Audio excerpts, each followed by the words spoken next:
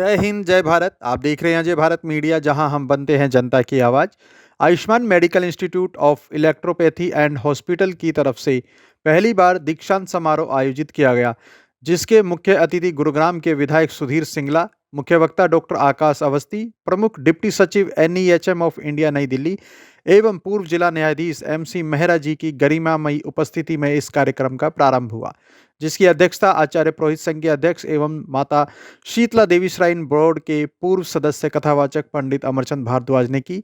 कार्यक्रम में उपस्थित doctor Sanjay Arya, principal Ayushman medical institute of electropathy और अस्पताल के निदेशक डॉक्टर ललित गोला, डॉक्टर मनोज यादव रेवाड़ी, जिला अध्यक्ष EPC के साथ अन्य चिकित्सक के समक्ष कार्यक्रम के मुख्य वक्ता डॉक्टर आकाश अवस्थी ने बताया कि इलेक्ट्रोपैथी का इलाज अन्य पद्धतियों के मुकाबले में सस्ता है और NEHM बोर्ड निरंतर इलेक्ट्रोपैथी की मान्यता के लिए कार्य कर रहे हैं। NEHM एकमात्र ऐसा संस्थान है जो स्वास्थ्य मंत्रालय भारत सरकार द्वारा अधिकृत है। इलेक्ट्रोपैथी इंस्टीट्यूट पर प्रकाश डालते हुए बताया कि हरियाणा में आयुष्मान इलेक्ट्रोपैथी इंस्टीट्यूट एकमात्र ऐसा संस्थान है जो इलेक्ट्रोपैथी के प्रचार प्रसार के लिए निरंतर प्रयासरत है और प्रशासनिक गतिविधियों में बढ़ चढ़कर हिस्सा लेता है। आयुष्मान इलेक्ट्रोपैथी इंस्टीट्यूट में छात्र छात्राओं को उच्च स्तरीय शिक्षा प्रदान की जाती है। इस मौके पर इलेक्ट्रोपैथी पद्धति से BEMS का पूरा प्रशिक्षण कर लेने वाले छात्र छात्राओं को आज डिग्री दी गई। इस अवसर पर डॉक्टर मंजू गोला, doctor RK Pundir, doctor Rakesh Kumar,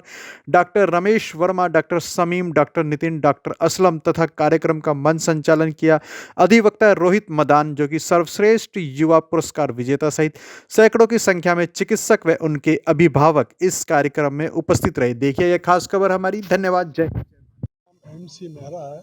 मैं रिटायर्ड डिस्ट्रिक्ट एंड सेशन जज हूँ फ्रॉम हरियाणा से। मैंने इस पद्धति को जैसे देखा है, मुझे बड़ी इफ़ेक्टिव पद्धति लगी, जो कि वनस्पति के ऊपर बेस्ड है। और मैं आपको बतलाता हूँ, हमारे पास एक कुत्ता रहता था, मैं रखा हुआ था, तो मैंने देखा कि उसका पेट खराब हो गया और काफ़ी हो गया। उसने खाना पीना छोड़ दिया और घास को मतलब कि खाना शुरू कर दिया और उसने घास को खा के उल्टी करके सारा का सारा ठीक हो गया। तो ये जो हमारी पद्धति है, ये प्योरली वनस्पतियों के ऊपर का है, उनका अर्क निकाल के और उसके ऊपर मतलब की गई है। इसके बारे में डिटेल में मतलब की डॉक्टर दीक्षांत बतलाएंगे। शुभकामनाएं भी देते हुए, और इंस्टीट्यूट के बारे में क्या बताएंगे? आयुष्मान मेडिकल इंस्टीट्यूट इलेक्ट्रोपैथी का एक बहुत ही अच्छा इंस्टीट्यूट है। हमारे NEHM में सबसे अच्छा इंस्टीट्यूट भी माना जाता है और जितने बच्चे पास हुए हैं सबको बहुत ही कॉन्ग्रेचुलेशंस, और आगे बढ़ के आप जाएं और गरीबों की सेवा करें और इस चिकित्सा पद्धति को आगे बढ़ाएं। कितने बच्चों ने आज यहाँ दीक्षांत समारोह में भाग लिया और क्या आप आगे के लिए? 50 बच्चों ने इस समारोह में आए हैं और सबको सर्टिफिकेट्स प्रदान किए गए। हमारे देश में कई तरह की पैथी, जैसे आयुर्वेद भी है, इलेक्ट्रोपैथी भी आप आगे लेकर के आए हैं जैसे, तो क्या भविष्य देखते हैं इलेक्ट्रोपैथी का भारत में? भविष्य तो बहुत ब्राइट है इलेक्ट्रोपैथी का। एक completely herbal based medical science है जो बिल्कुल सेफ है और कोई साइड इफेक्ट नहीं होते इनकी दवाइयाँ लेने से। भविष्य ये है, और जो हम सब चाहते हैं कि इलेक्ट्रोपैथी वर्ल्ड की, इंडिया की और पूरे वर्ल्ड की नंबर 1 मेडिकल साइंस बने। आज जब किसी को कोई परेशानी होती है तो गुड़गांव जैसे कि मेडिकल टूरिज्म में भी हब बन चुका है, तो सबसे पहले एलोपैथी की तरफ भागते हैं, तो ऐसे में लोग इलेक्ट्रोपैथी की तरफ ज़्यादा जब आकर्षित हो, उसके लिए क्या प्रयास है आपके? इसके लिए ये प्रयास है कि डॉक्टर्स जो है उनको एक गुड एजुकेशन प्रोवाइड की जाए, वो पेशेंट को ठीक से डायग्नोज करे और उनका जो ट्रीटमेंट करे विदाउट एनी साइड इफेक्ट्स। मैं खुद एक एलोपैथ डॉक्टर हूँ, मैं कंसल्टेंट हूँ UK में, अब डिप्टी प्रिंसिपल सेक्रेटरी हूँ NEHM ऑफ इंडिया का। सबसे ज़्यादा मेरे NEHM ज्वाइन करने के बाद मैंने ध्यान दिया है तो एजुकेशन पे, और बहुत ही जल्द इलेक्ट्रोपैथी इंडिया की नंबर 1 मेडिकल साइंस हो जाएगी। कैरियर पॉइंट ऑफ व्यू से क्या बच्चों को क्या कहेंगे आप? BEMS करने के बाद आप मास्टर्स करें इलेक्ट्रोपैथी में, और भी साथ में स्पेशलिटीज़ लाइक कार्डियोलॉजी, गैस्ट्रोएंट्रोलॉजी, आप उसमें भी जा सकते हैं। स्पेशलाइज्ड क्लिनिक खोल सकते हैं अपनी। आप बहुत जेब ढीली हो जाती है जैसे एलोपैथी में आदमी जाता है, तो यहाँ पर खर्चे के पॉइंट ऑफ व्यू से क्या कहेंगे? बहुत ही चीप मेडिसिन है इलेक्ट्रोपैथी में और इफेक्टिव है। और अब गांव वगैरह में जिनके पास ज़्यादा पैसा नहीं होता, वो लोग बहुत इलेक्ट्रोपैथी का यूज़ करते हैं और रिजल्ट्स बहुत अच्छे आते हैं। धन्यवाद। डॉक्टर ललित गोल्ला, निदेशक Ayushman medical institute of electropathy and hospital. हमारा इंस्टीट्यूट पिछले 9 साल से इलेक्ट्रोपैथी की मान्यता प्राप्त करके NEHM ऑफ इंडिया से, और हम लोग ये इंस्टीट्यूट रन कर रहे हैं, जिसके अंदर हमारे पास सैकड़ों इंस्टीट्यूट यानी कि इंस्टीट्यूट से छात्र छात्राएं हमारे यहाँ से पास आउट हो चुके हैं। और हमने पहली बार अपने इंस्टीट्यूट में ये दीक्षांत समारोह किया है, तो बहुत अच्छा लग रहा है। और जो भी यहाँ से स्टूडेंट्स या डॉक्टर्स पास आउट हुए हैं, उनके अंदर भी एक बहुत अच्छा उत्साह देखने को मिल रहा है।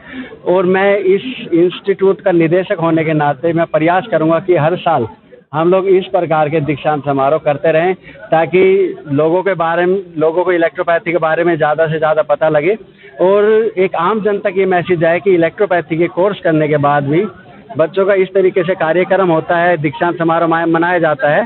तो हम लोग प्रयास करेंगे कि ये निरंतर चलता रहे। भारत के अंदर क्या भविष्य इलेक्ट्रोपैथी का आप देखते हैं, और आज जबकि मेडिकल जो है चिकित्सा सुविधा इतनी महंगी होती जा रही है, ऐसे में इलेक्ट्रोपैथी को आप किस तरह से देखते हैं कि कितना खर्चे में वो एलोपैथी को मुकाबला कर सकते हैं? सर, अगर हम देखते हैं इलेक्ट्रोपैथी का भविष्य, तो आज की डेट में मैं पिछले यानी कि लगभग 15 सालों से इलेक्ट्रोपैथी से जुड़ा हुआ हूँ, और हमारे यहाँ पे हॉस्पिटल में निरंतर क्रोनिक पेशेंट्स ज़्यादा देखे जाते हैं। ऐसे वो मरीज़ जिनको मॉडर्न साइंस में ये कह कर के हटा दिया जाता है कि भाई यहाँ पे आपका या तो इलाज ऑपरेशन है या फिर आपको एक स्पेशल समय लगेगा, यानी कि आप बगैर ऑपरेशन के ठीक नहीं हो सकते। ऐसी बीमारियाँ और ऐसे मरीज़ हम लोगों ने इलेक्ट्रोपैथी में देखे हैं और हम लोग निरंतर देखते हैं।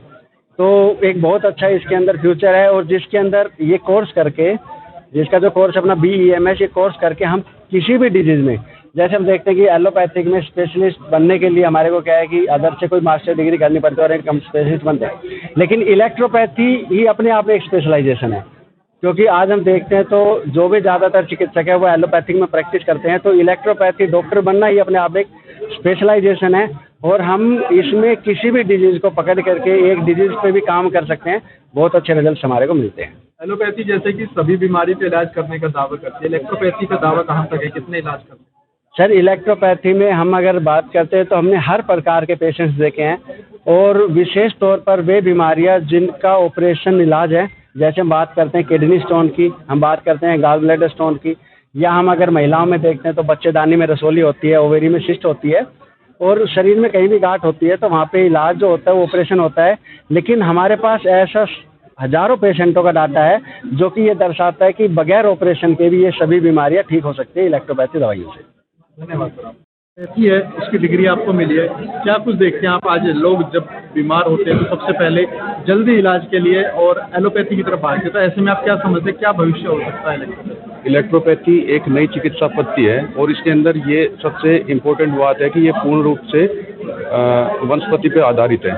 जिस तरह मनुष्य का जीवन पूर्ण रूप से वनस्पति पर आधारित है, तो उसी से ये दवाइयाँ बनाई हुई है, तो ये पूरी तरफ से सेफ हैं। और कॉस्ट के हिसाब से देखें तो जहाँ मॉडर्न साइंस में बहुत महंगे खर्चे में बीमारियों का इलाज किया जाता है, उसमें ये काफ़ी कम कॉस्ट में पेशेंट के लिए ठीक है।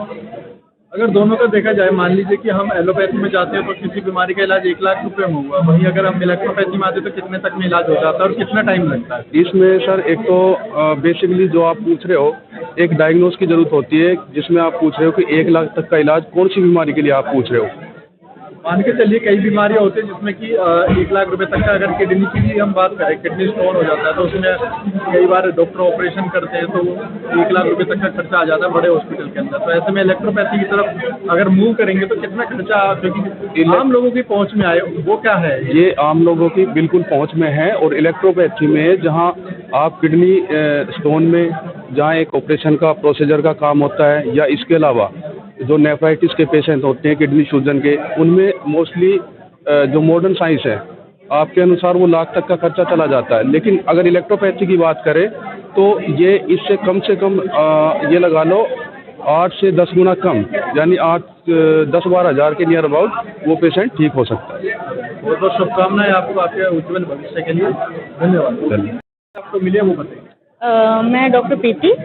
मैंने बीएमएस किया है इलेक्ट्रोपैथी से, Ayushman medical institute Gurgaon. Normally जब सभी लोग हैं वो आज इलेक्ट्रोपैथी की तरफ नहीं बल्कि एलोपैथी की तरफ भागते हैं, डॉक्टर बनने के लिए 50-50 लाख रुपए तक लगा देते हैं। ऐसे में आप अपना क्या भविष्य देखते हैं इलेक्ट्रोपैथी? इलेक्ट्रोपैथी में अभी मतलब ये इतना ज़्यादा प्रोग्रेस में नहीं है, बट जो हमारे सर हैं डॉक्टर ललित कोला, वो काफ़ी इस पर मेहनत कर रहे हैं, कैंप लगाते हैं, जगह जगह एग्जीबिशन भी होती है मेडिसिन की, तो हो रहा है। बाकी एलोपैथी ऑलरेडी आ रखी है, तो ये है कि जो भी होता है इंस्टेंट चाहिए होता है लोगों को, तो ये फ़र्क है थोड़ा सा। क्या मानते हैं कि एलोपैथी में तुरंत जो दवाई है वो असर करती है, तो इलेक्ट्रोपैथी में कितना टाइम लग जाता है आपको? नहीं, ऐसा नहीं है, एलोपैथी में भी इंस्टेंट है। बाकी इलेक्ट्रोपैथी की जो मेडिसिन है उनका भी इंस्टेंट है। काफ़ी मेडिसिन ऐसी हैं जिनका इंस्टेंट इफेक्ट आता है। कौन सी ऐसी बीमारी है जिसमें इंस्टेंट उनको रिलीफ मिल सकती है जिससे कि वो इलेक्ट्रोपैथी की तरफ आए? सबसे मेन जैसे कुछ बीमारियां ऐसी होती हैं जिनका ऑपरेशन इलाज है, तो उनका लॉन्ग टर्म ट्रीटमेंट है इलेक्ट्रोपैथी में। लेकिन अगर पेन है, फीवर है, तो उनका इंस्टेंट भी हो जाता है। हाँ जी। आज इलेक्ट्रोपैथी के कम है डॉक्टर, तो आप क्या सोचते हैं आने वाले समय में कितना बढ़ना है, कितना प्रचलन में आएगी इलेक्ट्रोपैथी? अभी तो कम है, बट पहले अगर हम जाएं और पिछले टाइम में, तो उससे तो अभी प्रोग्रेस है। डॉक्टर्स की इलेक्ट्रोपैथी में काफ़ी बढ़ गए अब तो। बहुत बहुत धन्यवाद आपका, आपसे बात। Thank you. आपका शुभ नाम बताइए। मेरा नाम डॉक्टर सानिया। आज आपको कौन सी डिग्री मिली है यहाँ पे? BMS electropathy. इलेक्ट्रोपैथी के डॉक्टर बने आप। यस। क्या सोचते हैं मरीजों को किस तरह से आप हैंडल करेंगे, कैसा लग रहा है? आज तो बहुत अच्छा लग रहा है, लेकिन इसमें हम प्रैक्टिकल्स पहले से ही करते आ रहे हैं, जो कर रहे हैं। काफ़ी सारे मरीज देखे हैं, खुद के हस्बैंड को भी मेडिसिन दी हुई है इस चीज़ की, साइनस की। बहुत जगह इलाज कराया था, जिससे कुछ आराम इतनी ज़्यादा नहीं मिली थी, मतलब ठीक नहीं हुए थे। तो इलेक्ट्रोपैथी का पिछले 3 महीने से उनको दिया है, और भी पेशेंट को दिया है। बहुत इफेक्ट है, और हम सब के लिए यही कहना चाहूँगी कि इसका यूज़ करें, और इसमें पैसे भी कम लगते हैं और रिलीफ भी लॉन्ग टाइम के लिए मिलता है। हम कहते हैं कि एलोपैथी, जैसे कि हम कई बार देखते हैं कि अगर आप बीपी की दवाई लेने गए तो बीपी के साथ में फिर आपको किडनी की, फिर हार्ट की, शुगर की, वो सारी बीमारियां हो जाती है। तो इलेक्ट्रोपैथी में ऐसा क्या होता है? इलेक्ट्रोपैथी में सबसे बेस्ट बात यही है कि इसका कोई साइड इफेक्ट नहीं होता। जिस चीज़ की दवा देते हैं उसी पे इफेक्ट होता है। एलोपैथी में जैसे कि हम देते हैं बीपी की, तो उसके साथ साथ और भी बीमारियों का होता है। किडनी में सबसे ज़्यादा असर हो जाता है एलोपैथी में, लेकिन इलेक्ट्रोपैथी में ऐसा बिल्कुल भी नहीं है। ये खूब देखा है और पेशेंट को भी दिया है, और उनका भी कोई शिकायत नहीं है इस प्रकार की। क्या मैसेज आप देना चाहिए बाकी डॉक्टरों के लिए जो एलोपैथी में है और इलेक्ट्रोपैथी दोनों? एलोपैथी तो सब अपनी अपनी जगह है, लेकिन इलेक्ट्रोपैथी में हम हैं तो यही कहना चाहेंगे कि ज़्यादा से ज़्यादा लोग आएँ, प्रैक्टिस करें। जितनी प्रैक्टिस करेंगे, जितने पेशेंट देखेंगे, उतना उनके फ्यूचर के लिए भी और पेशेंट के लिए भी ज़्यादा बेस्ट होगा।